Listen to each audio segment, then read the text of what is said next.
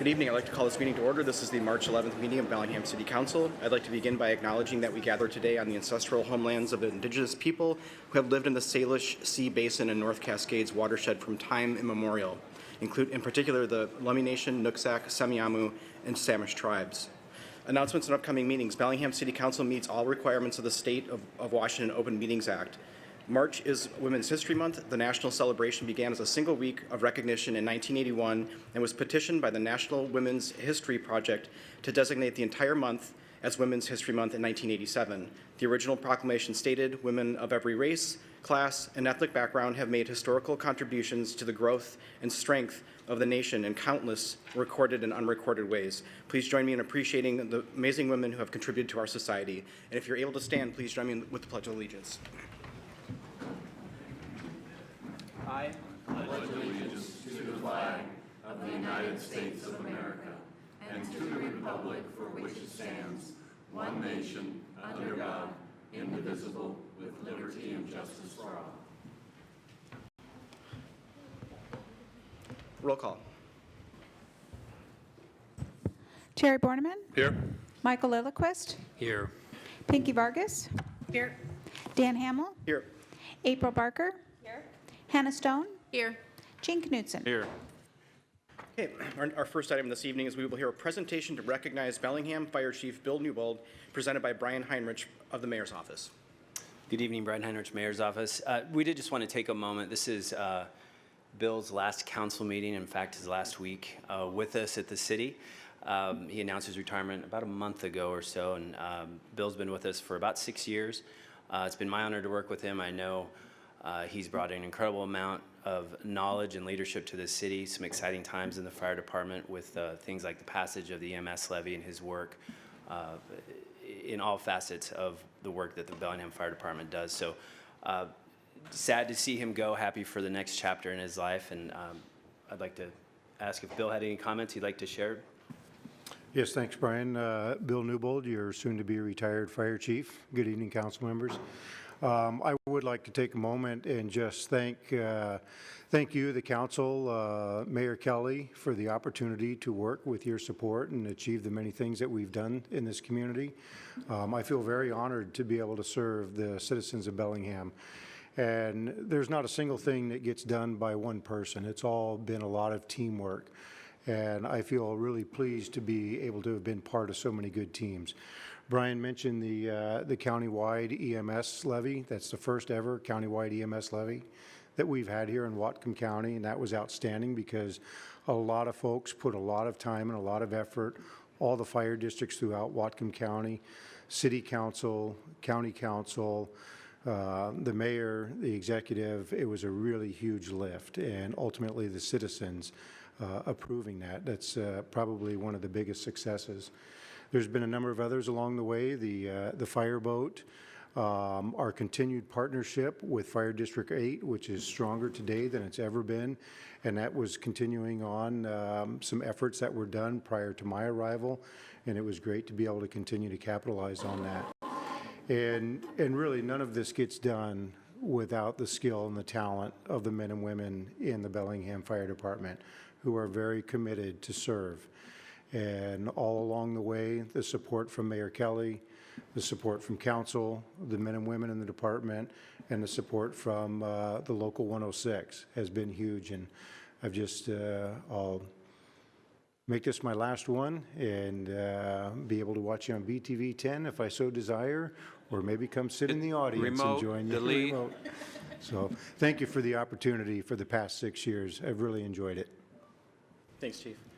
Councilmember Knutson, Councilmember Lilliquist. Thank you, Chief, and thank you for your service for all these years, not only as Chief, but your service. And you're always open to calling up, letting us know what's going on or what's happened, and the meetings we had and everything. I wish you all the best, and just change the channel, Bill.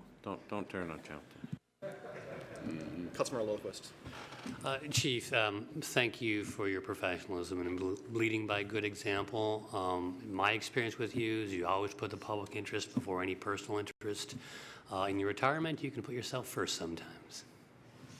Thanks. Councilmember Borneman. Yeah, just want to thank you, Chief, for all your service. It has been a real pleasure working with you, and I've had a chance to work with you on quite a few items and attend way more meetings than both of us probably ever wanted to attend. Now you won't have to. Yeah, so thank you for everything, and go out and enjoy that boat. Thanks, Harry. Councilmember Vargas.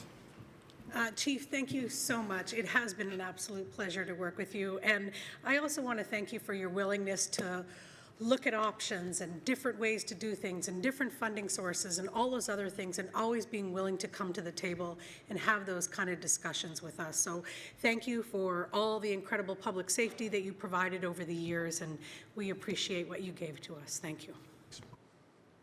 I'll take a turn. Chief, I just wanted to say thanks for your efforts on EMS. I think that was one of the most significant accomplishments that this community has seen, and your leadership was central to that. So thank you for that, and enjoy your retirement.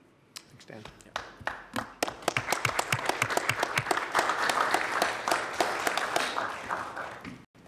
I did want to add one final thing. The mayor asked that I let you know that she will appoint Chief Bill Hewitt as interim fire chief effective, it's actually Saturday.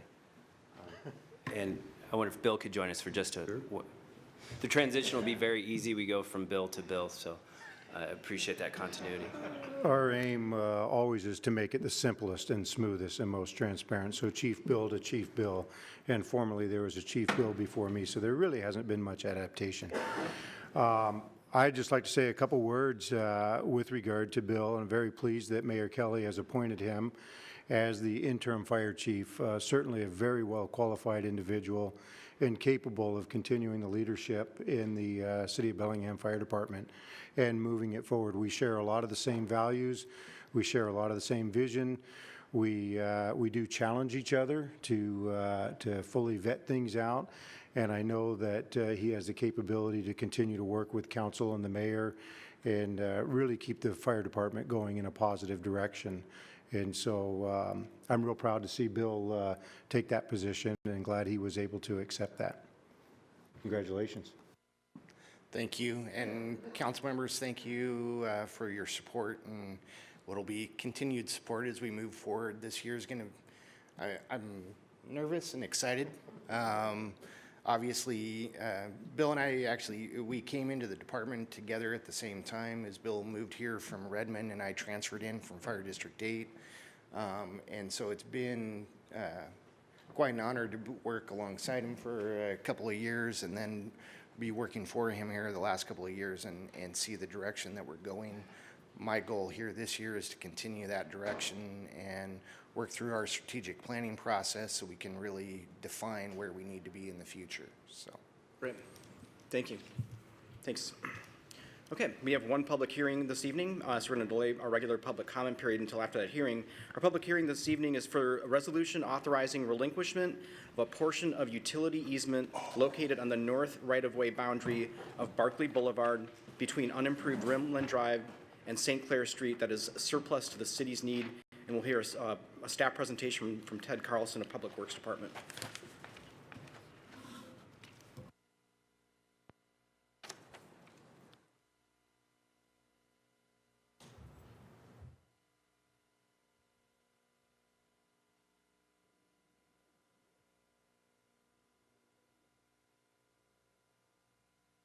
Thank you. Good evening. Ted Carlson, Public Works Department. Council is very familiar with this process. The property owner just north of Barclay there, the area highlighted in red, has made a request to the city that we relinquish the utility easement. It's actually a utility and ingress and egress easement, the area highlighted in yellow. That process goes through our surplus property process as identified in the BMC, city staff, Public Works, planning, other departments as necessary do an evaluation of the easement to see if it is indeed surplus to the city's needs. In this case, the determination is that it is surplus. All of the utilities needed to serve the area are located within the right-of-way of Barclay itself. One distinction here just worth pointing out, the area in green is actually an easement. Under that easement is where the sidewalk is located, so all of the pedestrian facilities were not able to be accommodated within the existing right-of-way, so the property owner granted an easement, transportation easement for the sidewalk. The city will retain that, so there is no impact on sidewalk any future development. We'll have to deal with access issues off of right-of-way. There is some proposed development in the area, and that will all be accommodated through the zoning, the development regulations, the binding site plan that the area is developed underneath. So that's really the presentation. I would remind council that since the city does not pay for these types of easement, typically we don't charge folks when we relinquish the easements. In your packet is a resolution that would authorize the mayor to relinquish the easement, and it is a public hearing. So with that, I'd ask council to open up the hearing. Okay, thank you. City Clerk Oaks, do we have anyone signed up for this public hearing? One person signed up, Adam Morrow. Adam?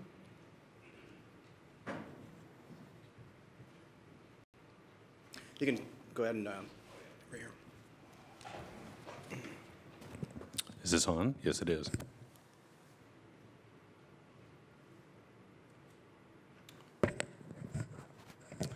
Do I need to be sworn in? Because I haven't been sworn Just in. state your name for the record. Name for the record, Adam Morrow. I'm with Pacific Surveying and Engineering, 909 Squalicum Way, Bellingham, Washington, 98225. I'm here representing the Barclay Company and Talbot Real Estate, the developer of this area. And I don't really have much to add to what Ted said. I just wanted to be here in case you had any questions about what we were doing. This is actually a part of a larger project for us that we're doing to clean up some of the easements and old right-of-ways that are no longer necessary in this area. We're kind of doing it in a piecemeal fashion depending on what we're planning to develop down the road, but it's probably not the last time you'll hear from us in the next couple of years, and we appreciate any support you can provide us in this case.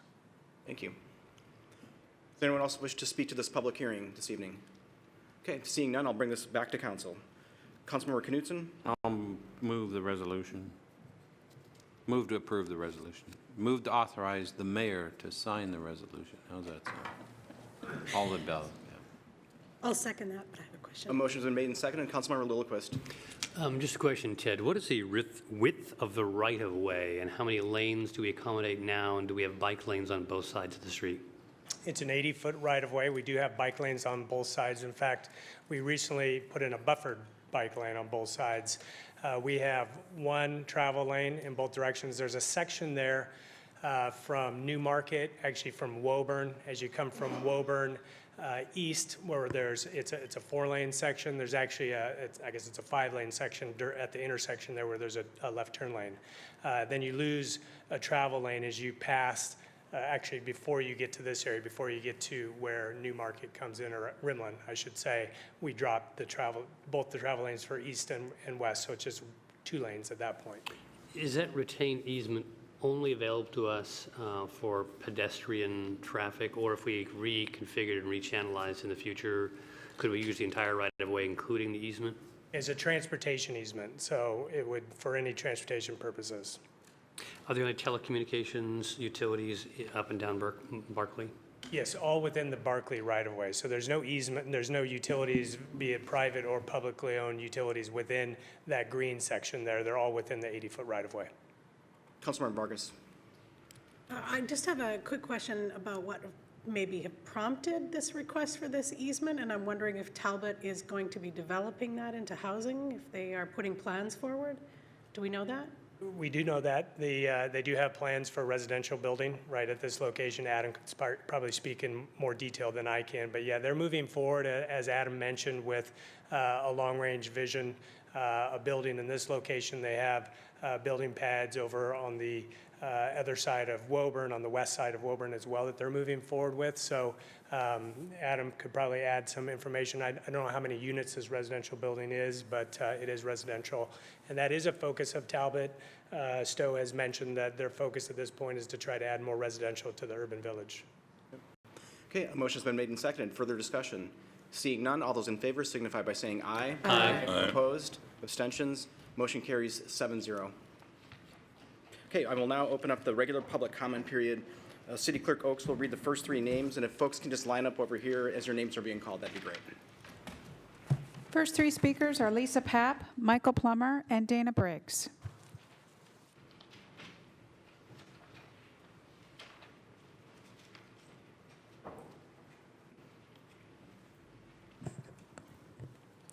Hello, Lisa Papp, Roosevelt Neighborhood, Bellingham.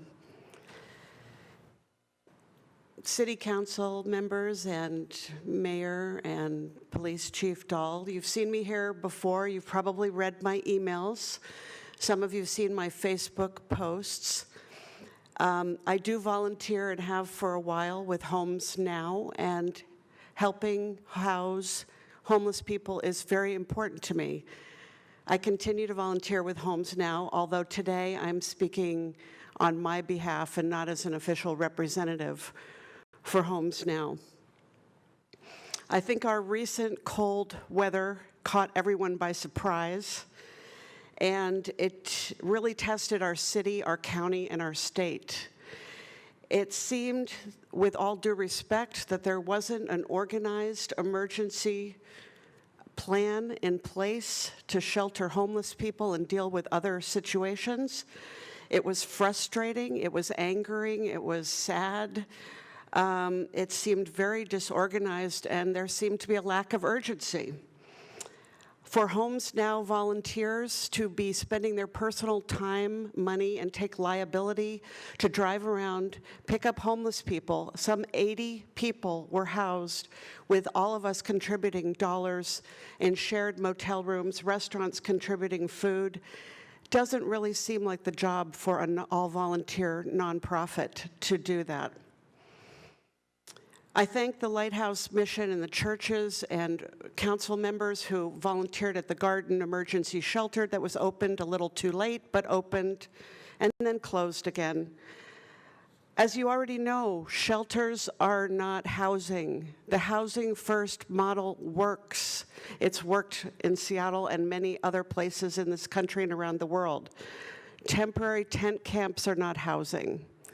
Overnight shelters are not housing, and do not let people get ahead and get jobs and move beyond their current situation. We need more affordable housing for all income levels, as I'm sure you're aware, working people, moderate, low-income people, and currently homeless people.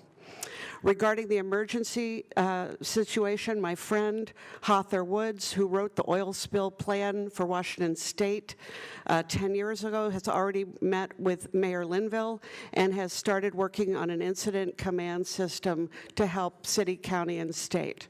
She is retired. She is volunteering. 25 and 30 years ago, I worked in Seattle for a nonprofit real estate developer. We did mixed-use affordable housing, partnering with nonprofits, commercial, low-income, Belltown, Pioneer Square. I know it can work. I'm interested in being a developer of record later this year with some partners I'm working with and helping have more permanent housing solutions long-term, and I'm sure you are as well. Thank you so much.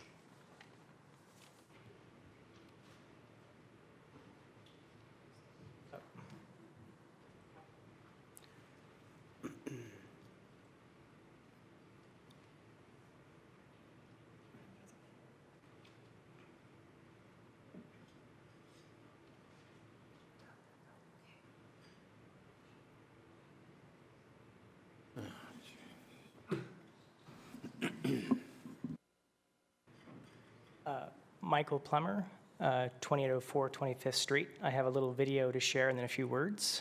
This is concerning Whatcom Creek.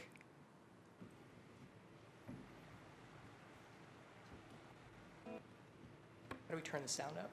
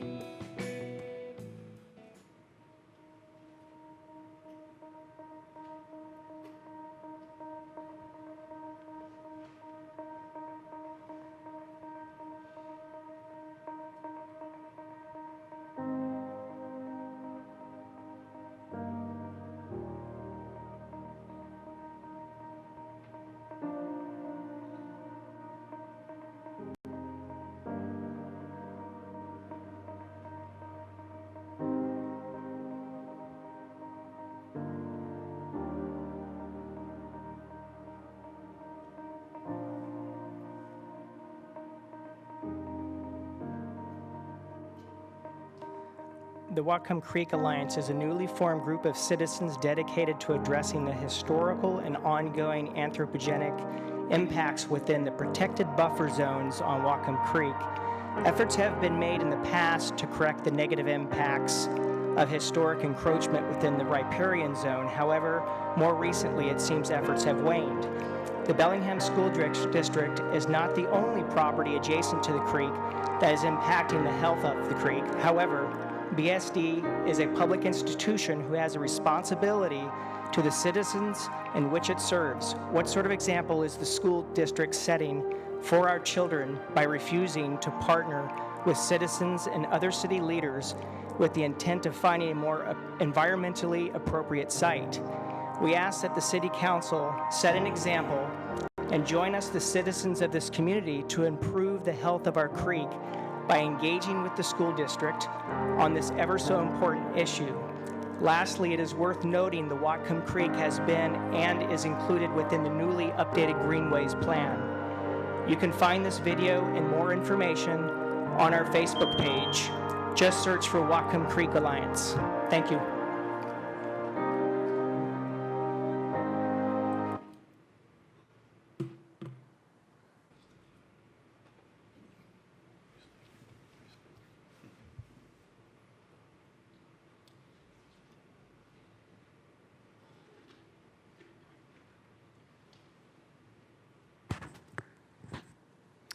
Good evening, Council. Dana Briggs, living at large in Bellingham. Welcome to the first night in probably 5 weeks or more where our temperatures are not going to drop close to freezing. However, ordinarily you would hear me up here talking about the homeless issue. Regrettably, there's a greater crisis that's facing every one of us, and that crisis is the climate change that's coming down the pike, whether you think it's going to come in the next 12 years or whether it's going to hit our children and grandchildren before the end of the century. This coming Friday, primarily being done by children around the world in the hundreds of thousands, if not millions, there's going to be a thing called Climate Strike. And it was originally started by Greta Thunberg, and if you don't know who Greta Thunberg is, I suggest very strongly that you need to find out who this remarkable young woman at the age of 16 is, because she's already exploded onto the international stage telling everybody in our generations, all the adults on the planet, that we have failed massively. We have failed for decades to do anything about climate change. The people who have run our governments, regardless of their political affiliations, have lied to us, or they have lied by omission, because they have not told us what the severity of the problem is. So all of us down at the local level, trying to deal with things like the climate task force that you formed last year, while that is well-intentioned and it's going to do some good, in the bigger scheme of things is not going to help. And why do I say that? I say that because we have to invoke a massive systemic change in the way humanity lives and relates to this environment. Maybe it was just serendipity that I'm following a group of people who want to save Whatcom Creek. But in my mind, we shouldn't even be having the discussion about whether we should save Whatcom Creek. It should be first and foremost that everything that we do as human beings, if it affects the life forms on this planet, that the environment comes first, always comes first, and that we always look for the yes on what we need to do to continue to improve things. So you're going to be hearing more out of me and a bunch of other people over the months ahead, because, to be honest, you as a council, we're going to ask you to basically join a group of people to declare a climate emergency at every level of government within this country and every nation around the planet, and tell the people who have been in charge for way too long, enough is enough and we need to get on with it. Thank you. Thank you. Next 3 speakers. Marcus D. and Lynette Allen.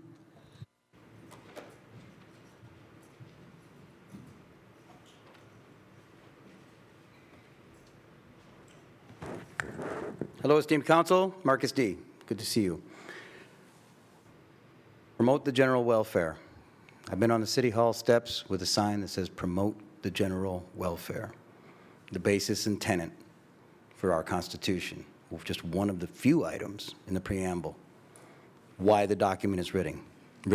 Not an amendment, but so it's not just a premise, it's a promise. It's been really difficult the last month and a half. I'm part of that citizens outreach team that was out there pulling people off the streets, and I find myself still somewhat shell-shocked from the event. It's not my job. It is your job. It is our job. We're a government by the people and for the people, and we want to help, but it is your job. The buck doesn't stop with the county or anywhere else. It's got to come from the state to the county to the city, and like everything else is supposed to. I find it really important that we do that. We've got people on the street who were out there dying, who were really, their lives were in danger, who have jobs. They pay taxes. They voted. Where are their services? Taxation without representation. I can't believe I'm talking about all these things from the 1700s. Let's get with it. That's all I've got to say.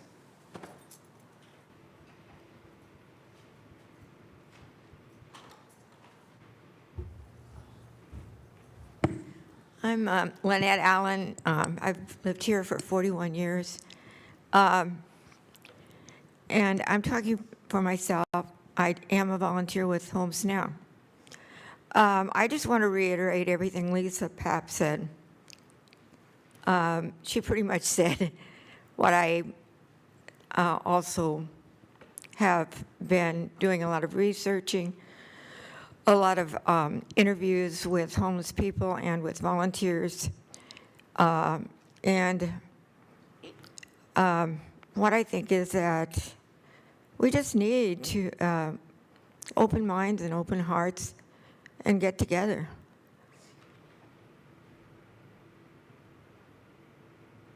Some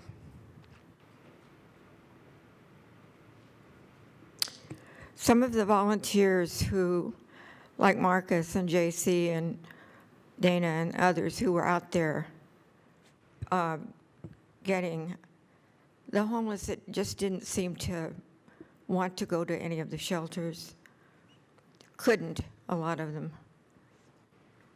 long-term homeless that fell through the cracks a long time ago and just kept spiraling downward.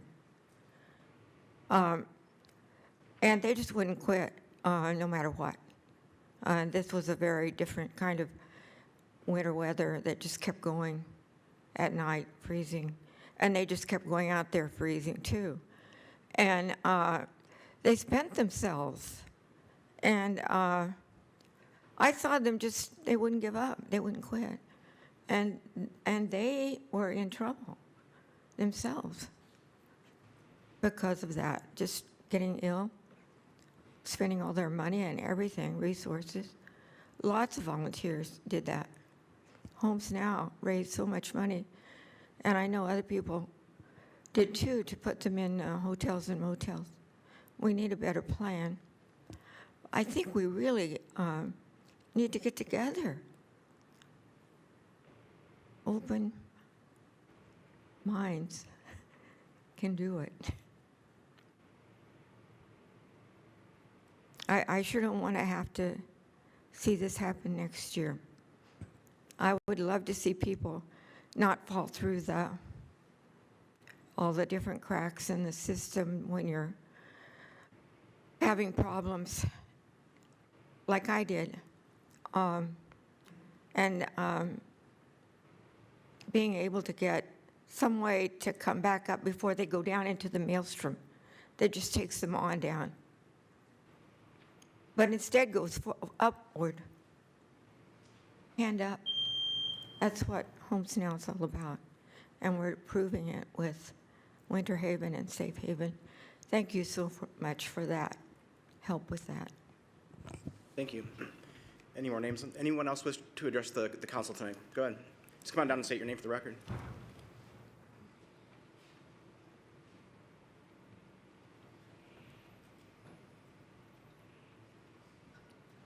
Hi, my name is Jennifer Mansfield, and I am a long-term resident of Bellingham. It's good to see all your faces today. All I have to say is that this is boiling down to whether people are being penalized for actual criminal intent or whether they're being penalized for life-sustaining activities. And what this winter has shown us recently is that we have municipal codes in our system that are penalizing people for life-sustaining activities, and they don't have legal representation, and they are being arrested for activities that put all of our lives at risk. There are some activities occurring in our town that put all of our lives at risk of our town burning literally to the ground because they don't have shelter to keep them warm at night, and they are taking the initiative to save their own and preserve their own lives by setting fires. So I don't want to be the sore subject in the room, but this is all boiling down to a class action lawsuit by those who are being injured or experiencing injury to their health, their bodily function, their sustainability as human beings for occupying their own living, breathing space and trying to survive. And that's about all I have to say. Thank you. Is there anyone else here that wishes to address council? Yes, sir.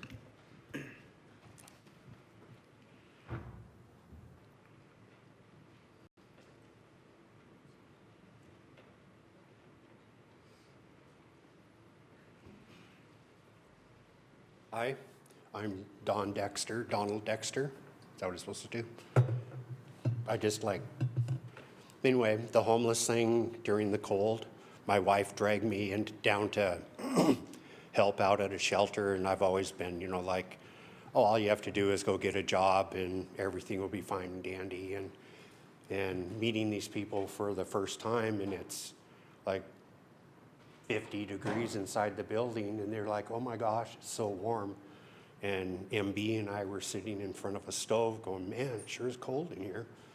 And they were grateful, just like fawning at your feet because they got a hot cup of noodle soup. And it just like blew my mind that's all they wanted is a cup of noodle soup to be warm, and we're talking about doing stuff for millions or thousands of whatever dollars. And is there anything else I was going to say? Okay, she's my memory. So I guess I'm done, and thank you, and thanks for your consideration. Thank you. Bye-bye. Okay. That'll conclude our 15-minute public comment period. That'll take us to committee report outs. Oh, sorry. Sorry, ran up the stairs, not in shape. Amy Glasser, Bellingham, Washington. Just a very brief statement. Bill Davis died last week. He had a fight in front of the mission or in the mission. It led to outside the mission, and he died. Michael Billings died in a snowbank behind Hagen. He used to live in a house. It was made of cardboard, and it burned down, and then he died in a snowbank. Both of which could have been in the mission, chose not to.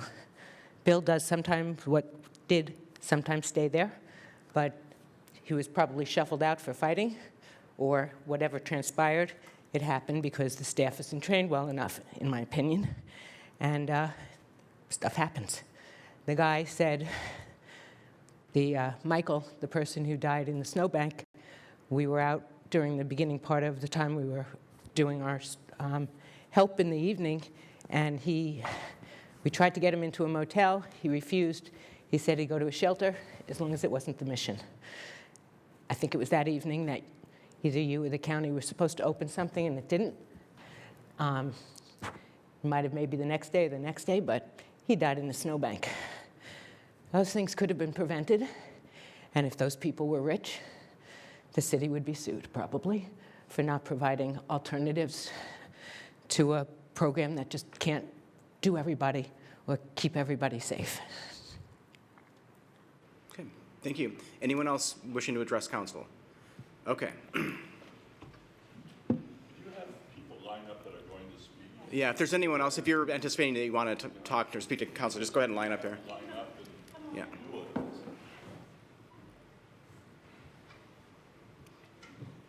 Hi, my name is Janie Bieland, and I just want to put a face to homelessness that you perhaps haven't seen, and that's me.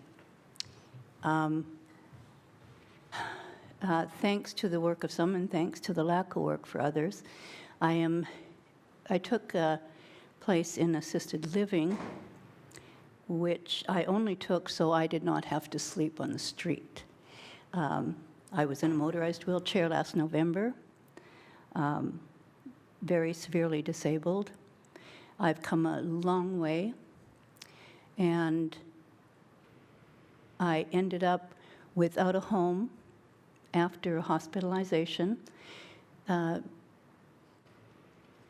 Just lack of service, overwork by case managers, overwork by the nonprofits that are there, too many cases, too many, there are too many complicated cases like myself that just a normal person who is paid the fee, the wages they are for nonprofit cannot handle these.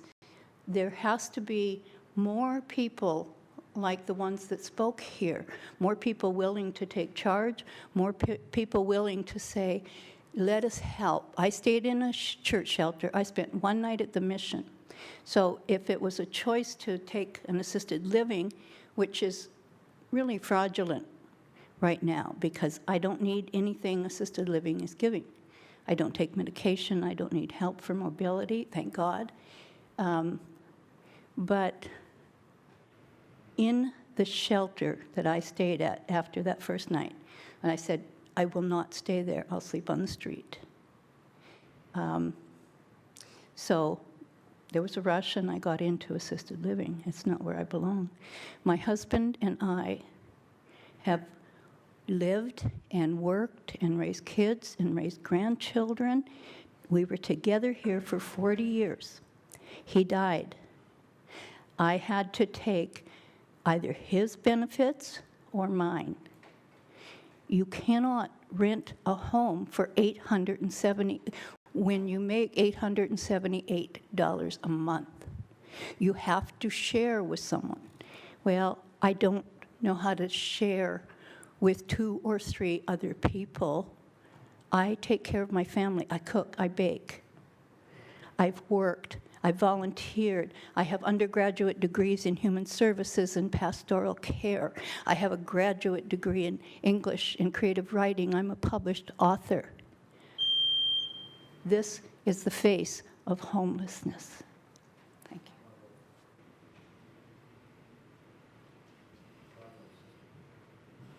you. Hi, my name is Susan Eakins, and I spent time with Janie in the shelter that she described at the church. And I have to say that prior to my stay there this year, I had lived a very different life. I was a certified public accountant and had worked and had no real experience or contact with people who are homeless. And after my arrival at the mission, as well as going to the church where I met so many lovely people, I learned that people who are homeless come from all different types of backgrounds, and they have all different types of challenges.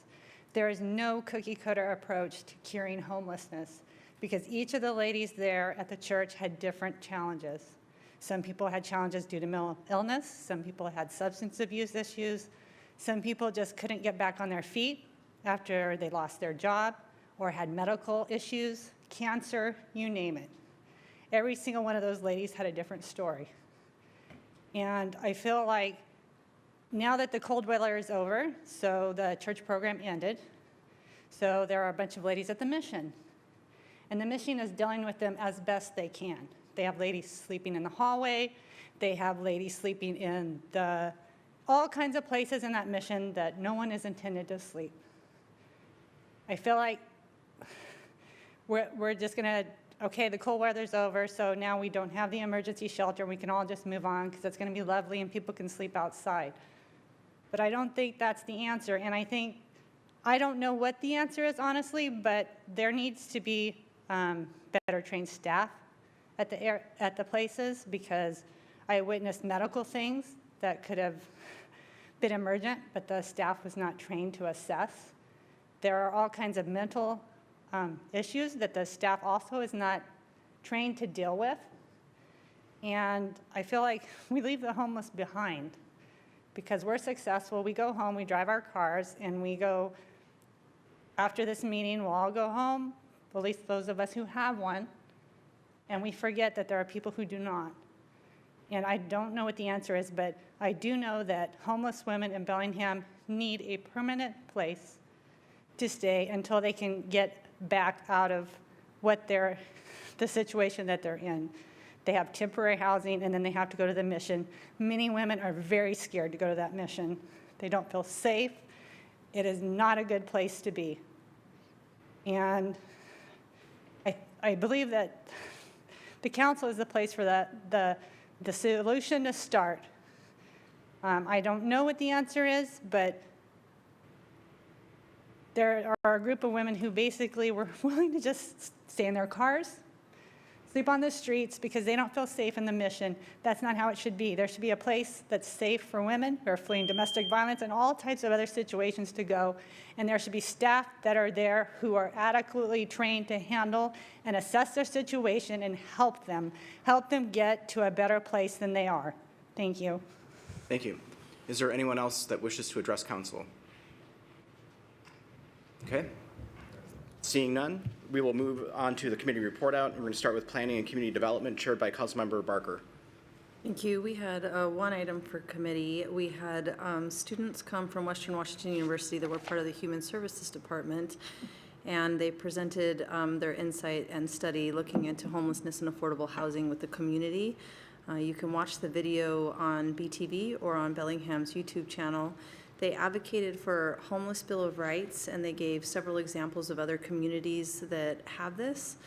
They advocated for us to remove or increase the rule of three, which currently says in Bellingham for single-family housing, no more than 3 unrelated people. They suggested we get rid of it or up that to 6. They asked for developed incentives to remove barriers to shared housing like the rule of three, but also asked for incentives for homeowners and others. We talked about, we have plenty of units if you look per bedroom for all the people that need housing in Bellingham, but when you look at units as homes, then we don't. So the idea is to really look at some other communities and develop these incentives for folks to open up and share their housing. Adrian Solenberger did share with the Opportunity Council that if you do have room in your home, they are working to partner people. They go through a process, they check security and other things for elderly to room together or for others that can share housing. So if you do have a housing situation where you'd be open to having somebody stay with you, you can contact the Opportunity Council. Adrian Solenberger also mentioned that she, in working on these shared housing opportunities and also to get folks housed, she is running into folks that have had tickets for urination in public and fines for sleeping and lying, which has accrued several thousands of dollars in debt for several folks. And kept a record, so although that they weren't being jailed for those, they are racking up tickets and expense, and that it is creating some difficulty in housing folks. So they gave us a lot to think about, and that was the end of committee. Yeah, thank you, Councilmember. Next, we'll hear from Parks and Rec, chaired by Councilmember Lillquist. Thanks, Dan. The Parks and Rec Committee had 5 items, and I'll go through them in order. The first one was a presentation of the 2019 through 2023 Greenways Program Strategic Plan. Following passage of the Greenways Levy by voters about 2 years ago, we had an interim plan for 2 years, and the Greenways Advisory Committee has been working steadily since last year to update the Greenways Program Strategic Plan for the remainder of the levy, that is through 2023. The plan was recommended for approval by the Greenways Advisory Commission and by the Parks and Recreation Advisory Board, and so now it came forward today to be submitted to the Council for our review and potential approval. It was actually a rather lengthy presentation. I recommend that you either go to the video or, for that matter, go online and look up Greenways, where you will see the new plan. In there, it outlines at the highest level 9 priority areas that the Greenways Commission is going to look to dedicate funds towards, as well as a longer list of ongoing projects that are already in the works, smaller projects, as well as contingent projects, projects that are on hold because there's something in the way or that would have to come later on. According to the newly approved Greenways levy, there was to be a split in the money. 42% of it would go towards acquiring new properties, 33% of it would go towards developing those properties for public use, and 25% of the funds would be used for maintenance of parks and trails that the city already owns. The staff then looked back and saw to determine what the actual spending was, even though it was before those targets were adopted, and it turns out we're spending almost exactly that amount, 41% instead of 42, for example, on acquisition, 38% instead of 33, for example, on development. So it turns out that our current spending is matching our anticipated future spending. This afternoon, the committee unanimously recommended that we approve and adopt the Greenway Strategic Plan, and I so move. Motion's been made and seconded. Any further discussion? Councilmember Barker. I'm interested in it looks like I think this was from the PRAB, suggested a few changes.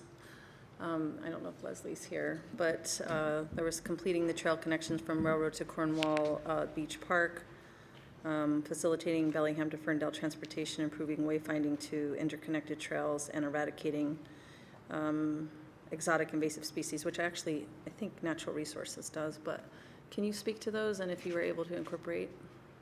The one connection between Railroad Avenue and Cornwall Beach is in both, and then they have that overarching complete trail projects. We do eradicate, as well as Public Works, Natural Resources. We have quite a program for eradicating invasives, mostly through our volunteer program and also our staff. A couple of, can you say the other two? I'm sorry. Facilitating a Bellingham to Ferndale transportation trail? That would be in the overall trails. That's actually would be the Coast Millennium Trail and the one that would go along the west side of the airport, whether that's a city or a county. It might be more of a county project, but not specifically. That did not make it into the plan. Part of the problem is, unfortunately, that the Greenway Committee meeting was canceled last Thursday due to a lack of quorum. So they weren't able to revisit those recommendations. Okay, and then the last was improving wayfinding to interconnected trails and street systems. Nicole did talk about some wayfinding that we are doing, and actually is a project being led by Public Works to do on-street wayfinding that would be wayfinding between both on-street and between trail corridors. Okay. Can I ask one more? Sure. So did the Greenways Committee, that you didn't have a quorum, so at some point were they able to approve this plan? Or? I was talking to Michael Plummer earlier, and I think technically they did not, although they worked on it for many, many months and had, I believe, good consensus among their members. They did not have a final look at it, and we had submitted the agenda bill was due prior to their meeting being canceled on Thursday. But it was pretty well finalized. This is the version that we took to Park Board, so the Greenway Committee had been looking at it for many months. Okay. Further discussion? Seeing none, all those in favor signify by saying aye. Aye. Opposed? Abstentions? Motion carries 7-0. The next item is related to that. It's an ordinance amending the municipal code that would reduce the membership of the current Greenways Advisory Commission from 11 members to 9 members. The committee provides strategic oversight and recommendations to the City Council regarding the use of the levy funds. You just saw how the plan that they recommended. The nature and the pace of the Greenways Advisory Committee's work has changed in the last few years, and it no longer requires as many members as in its initial phase. The 3 new members are scheduled, and by the way, 3 new members are scheduled to be appointed by the mayor and confirmed by the council later on in this meeting. This afternoon, the committee unanimously recommended approval of the ordinance, and I so move. Second. Motion been made and seconded. Any discussion? Councilmember Lilquist. I guess I don't quite agree with the idea that initial pace is any particularly different. I'm happy supporting 9 because I think 9 is still a big number to do some heavy lifting, and I think there's some heavy lifting to do, and 9 isn't as many people as we need. Councilmember Barker. Earlier, I think Councilmember Vargas asked if we knew why the folks were turning over, that we were down to so few numbers. And I heard that we had some assumptions on what that is, but I'm interested, especially for this committee who showed a lot of support for many, many years, and now we're not seeing that. Are we doing any exit interviews with the members when they're leaving to find out if it's anything in particular?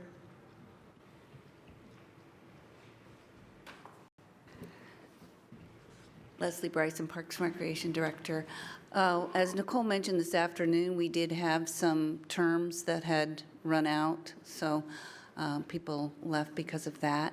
We've also had some people leave because they had other commitments and just couldn't continue to commit to be on the committee.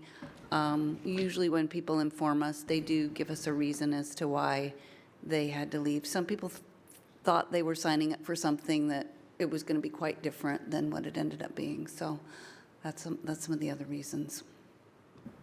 Councilmember Vargas. I want to support this because Exhibit A, they didn't even have a quorum for their last meeting. And the work that you do on Grainwise is very important. That was my path to City Council. And I know how important that is, and I don't want things to be stopped because we can't have enough committee members. So I think this is probably an important decision, particularly considering the last meeting. Okay, motion's been made and seconded. Further discussion? Seeing none, all those in favor signify by saying aye. Aye. Aye. Opposed? Abstentions? Motion carries 7-0. The third item was a presentation on the Parks Department's capital projects. Again, it was a rather lengthy presentation with pictures and maps, which I think would be very important for people to be informed about the projects that the Parks Department is planning. They include work on a community park, a neighborhood park in the Cordata neighborhood to the north. That has to do with rerouting the utilities so Boulevard Park can stay open. It's our most popular park, and we're having a problem with the fact that utility services will be lost unless we reinstall them.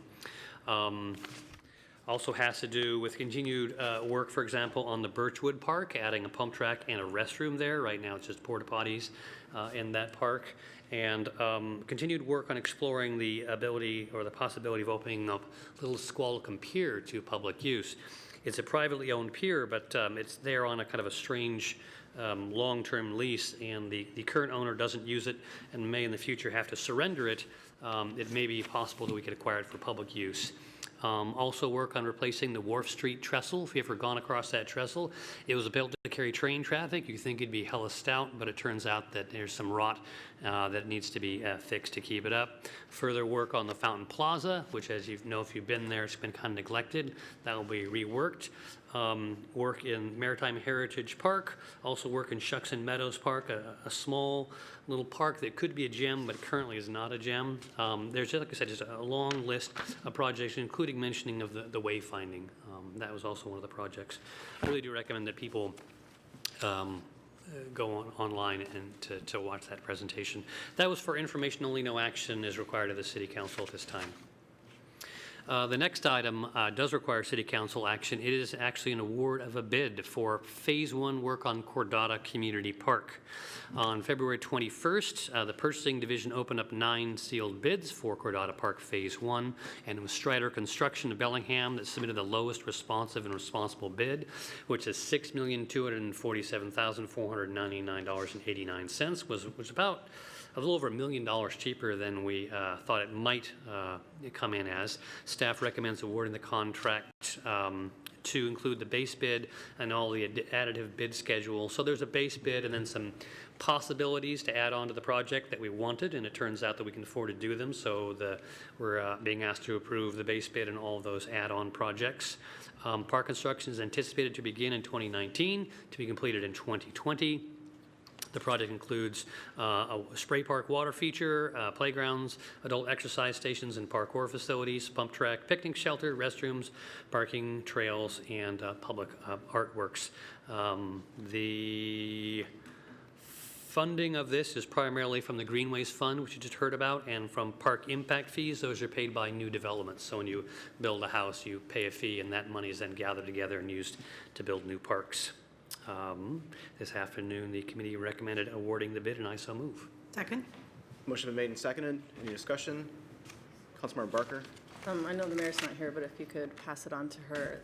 This project, when I got onto council a little over 3 years ago, we had just put in the very first picnic bench to the north of the freeway, which was absurd for how much development we have had. And I know the mayor and the council at the time fast-tracked this process as well as parks, and we've been through quite a process bringing in the Cordata kiddos and so many others. So I haven't seen something move quite this fast that's this large, but we've done it, and I know that Parks Department's worked really hard, and I know that it was big support from the mayor to make sure the north side had what they needed and continues with the neighborhood park as well. And of course, to make sure that we thank the Cordata Neighborhood Association that was tenacious and made sure they got what they needed. And out of that, what came was work with this council to develop equity measures within parks, so in the future we don't have this situation again. So thank you. Okay, further discussion. Seeing none, all those in favor signify by saying aye. Aye. Opposed? Abstentions? Motion carries 7-0. Okay, and the final item that has to do with the parks is the potential to surplus the building that the Sportsplex is in. The Sportsplex was developed in the late 1990s by a private nonprofit called Whitewater Ice Corporation, and it was on land leased from the city of Bellingham. Several years later, the Whitewater Ice informed the city they were no longer interested in operating the facility, so the city acquired the building from Whitewater Ice and then entered into a new lease agreement in 2004 with the Whatcom Soccer Commission, which is now changed its name and is known as the Whatcom Sports and Recreation. They assumed a rent payment, which pays off the loan on the building, and the building is now over 20 years old and in need of significant capital repairs. Those capital repairs would fall upon the city unless there's a possibility that Whatcom Sports and Recreation would take over ownership of the building. They've requested that. In order for them to take over, if they took over the building, they then would be able to finance the repairs on their own, which might be a cheaper and more effective way of doing it. But to do that, the city would have to sell the building to them, and before we can do that, we would have to declare the building as surplus to public need.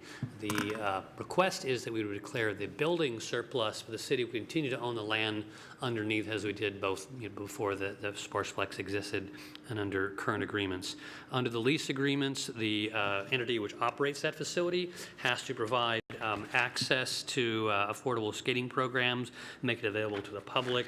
Those sort of lease terms could continue even if the building was sold and surplused, because we would continue to own the underlying land.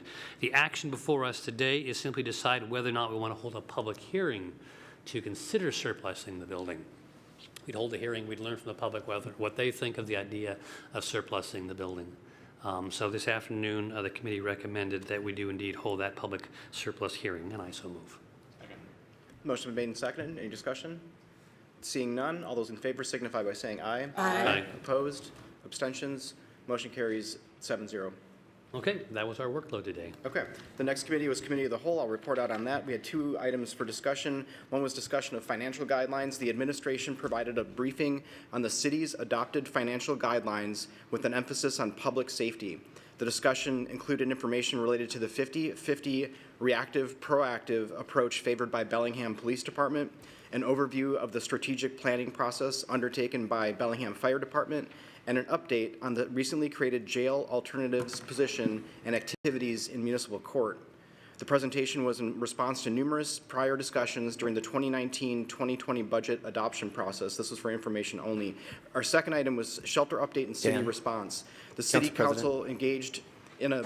I'm sorry. Sorry to interrupt. Sorry. I wanted to add something, if it's all right, with respect to that previous item on the financial principles, and perhaps in follow-up to Councilmember Barker's question about capital facilities, and with a nod towards what we want to discuss on the 25th, or at least what we want to put together, and we're in the process of doing that. So we'll again have a discussion around financial management priorities, but we will have an opportunity to discuss the overall needs for repair and replacement of existing capital facilities. discussion, or at least some information on the overall needs to reach the adopted levels of service that we have. The need to prioritize the repair and replacement of our existing assets, and we talked a little bit about that today. And then a plan for prioritizing capital facility needs and having that prioritized list. So I want to make sure we're on the right track as we bring those items forward. And I wonder if following that discussion on the 25th, or if you have thoughts today around what we can prepare for the retreat in April, which I believe is April 27th, if I have that date correct. So if you have things you want to tell us today to give us some direction or some guidance as we look forward to the retreat, would appreciate that. If not today, certainly maybe revisit that request on the 25th, if that seems reasonable to you all. Sure. Councilmember Lillquist. Actually, Mr. Heinrich kind of tipped it off a little bit. One of the reasons why we request this item has to do with the fact we are preparing for a council retreat, which will take a very big look at some of the financial challenges, and these are some of the biggest ticket items that we're having to stretch to meet. So I just wanted to indicate that that's why this presentation was timed the way it is. I personally do appreciate this high-level descriptions here, Brian, in words, but at the retreat I will want to see tables of numbers. I don't want to see like the raw biggest tables that I can't digest, but a few numbers to indicate both backward and forward in time. Give me a window of how they've been growing and how they might continue to grow, or we might be required to meet. That'd just be helpful to me to see some of those high-level numbers. Okay, I think we can certainly aim for that. Council, anything further on this item? Okay, moving along. Second item was shelter update and city response. The City Council engaged in a high-level discussion of homeless shelter capacity and response plans. The primary purpose of this discussion was to identify further information needed regarding programs and plans managed by Whatcom County with the goal of addressing gaps through joint cooperation with the county. County Council members Brown, Donovan, and Buchanan joined us in the conversation. We heard from Whatcom Homeless Service Center Director Mike Parker, who provided context and statistics regarding Whatcom County's homeless population and identified gaps in coverage. Economic Development Manager Tara Sundin presented a proposal from the Whatcom County Health Department for a new subcommittee of the Whatcom County Housing Advisory Committee. The proposed subcommittee would focus on creating a coordinated countywide plan to respond to the needs of people who are homeless during severe weather conditions. The subcommittee would be staffed by the health department, and ad hoc members would be appointed with representation of city and county councils and administration, as well as community organizations. This afternoon, the committee moved approval of the proposal with the addition of a tribal committee member, and I so move. The motion has been made and seconded. Any further discussion? Councilmember Vargas. Just wanted to add one thing. Another thing we discussed is to ensure that this conversation includes choice, that we're thankful for the Lighthouse mission, but there are people who have safety or religious concerns, and making sure that choice is part of the discussion on our shelter. Okay. Thank you, Councilmember. Councilmember Lillquist. Yeah, this is an excellent overture by the county to help coordinate this, but I want to say what it is and what it is not. It was made clear this afternoon. This is about severe weather planning, but it's not about ordinary shelter and the unmet needs we have in shelter, nor is it about housing, to avoid homelessness or to bring people out of homelessness. I think everyone was very clear that it's not those things. Those things continue to require work and other processes and our continued attention, but this does solve the one piece that was in high relief recently. Okay. Any further discussion? Okay. Motion's been made and seconded. All those in favor signify by saying aye. Aye. Aye. Opposed? Abstentions? Motion carries 7-0. We had one item under old and new this afternoon. The City Council voted 7-0 to approve writing a joint letter of support with the mayor for House Bill 1590. That House bill would provide, if it was fully conceived in Whatcom County, it could provide up to $4.7 million for housing, also for mental health services and substance use disorder, and that letter will go out or has gone out today or tomorrow. Okay, tomorrow sounds like. Okay, I'll now entertain a motion to approve minutes from the February 25th, 2019 regular City Council meeting. Move approval. Second. Motion been made and seconded. Any discussion? Seeing none, all those in favor signify by saying aye. Aye. Opposed? Abstentions? Motion carries 7-0. Old or new? Councilmember Barker. I don't know if you all got the email, but it's, I think it's part of Sat Paul and a few others that are requesting that we develop a resolution to acknowledge that April is Sikh Awareness and Appreciation Month. And so I move to have our council president work with the mayor's office to develop that resolution. Motion been made and seconded. Any discussion? Could you repeat, you're not speaking very loud, so I'm having a hard time hearing you. I moved that we have Dan council president work with the mayor's office to develop a resolution to acknowledge April as Sikh Awareness and Appreciation Month.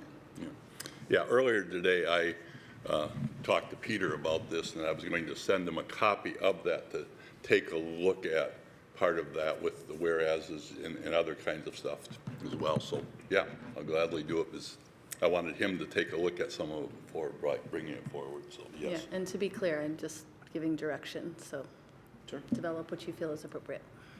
You need the motion repeated.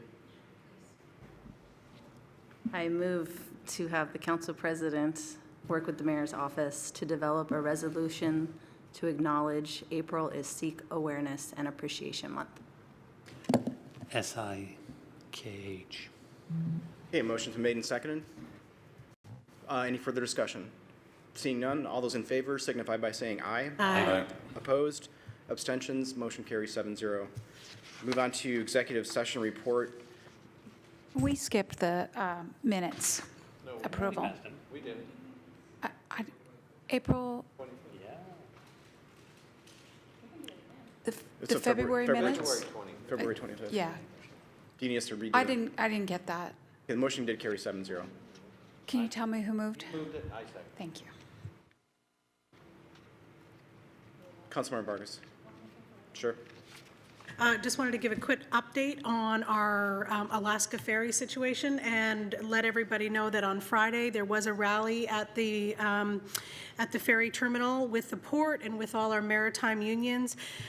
We have had multiple discussions with many of our legislatures here to get support. Also, the port is sending a representative to have that discussion with the legislatures there about the importance of that ferry to us and also to a lot of people in Alaska, what the service provides. And that tomorrow they are having a public hearing, so we should know a little bit more tomorrow on what the status is of our ferry. So, Okay. thank you. Anything else for old or new? Okay, move on to executive session report. We had 2 items this afternoon. First was potential property acquisition. Staff provided information on a potential property acquisition. This was for information and discussion. No action was taken. Second item was potential property acquisition. Staff provided information on a potential property acquisition. This was also for information, discussion. No action was taken. Mayor's report. Brian Henrich, Mayor's Office. I have several appointments. The first one needs your approval. It is the appointment of Rick Nishi, Michael McGackian, and Daniel Whalen to the Greenway Advisory Committee, as referenced earlier. Move approval. Second. Second. Motion been made and seconded. Any discussion? Seeing none, all those in favor signify by saying aye. Aye. Opposed? Abstentions? Motion carries 7-0. Thank you. The next 3 are for information only. The mayor is going to appoint Chris Roselli to the Bellingham-Whatcom County Commission on Sexual and Domestic Violence. She will reappoint Daniel Austin to the Bellingham Housing Authority's Board of Commissioners, and she will reappoint Maggie Krieger and Janice Carmichael to the Parks and Recreation Advisory Board. That's it. Thank you. Thank you. Consent agenda. Motion been made and seconded. Any discussion? Seeing none, all those in favor signify by saying aye. Aye. Aye. Opposed? Abstentions? Motion carries 7-0.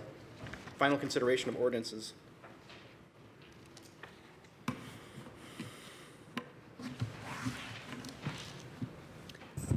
Agenda Bill 22225, an ordinance of the City of Bellingham, Washington, amending Bellingham Municipal Code, amending the 2019-2020 biennial budget, adding 1 position and increasing appropriations and estimated revenues in the Medic 1 fund. Second. Pinky Vargas. Aye. April Barker. Terry Borneman. Aye. Dan Hamel. Aye. Gene Knutson. Aye. Michael Lillquist. Aye. Hannah Stone. Aye. Ordinance passes 7-0. Okay. This concludes our meeting. Meeting is adjourned.